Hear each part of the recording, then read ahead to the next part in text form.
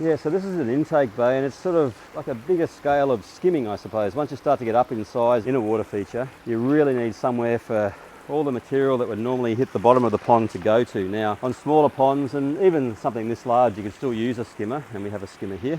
And you can see all the material in there. It's collecting all that material. But this whole area acts as a skimmer, and we have another pump.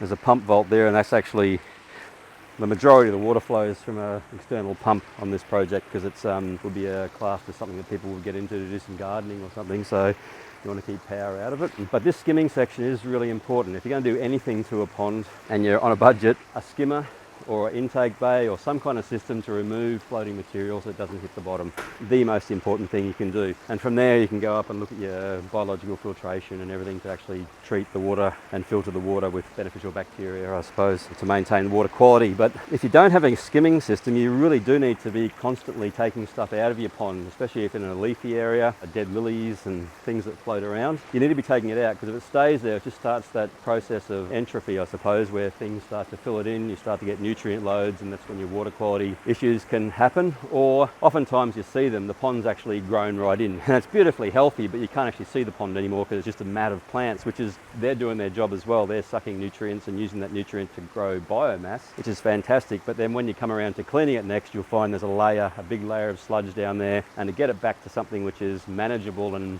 not going to totally fill itself in again, it'll have to go through a grow-in period again. So intake bays or skimmers, probably the most important thing to put on a system, no matter how small or how big. I mean, the large lakes we do as well, they have systems exactly like this. They're just scaled out to cope with the water flows that we'd normally use in the bigger ones.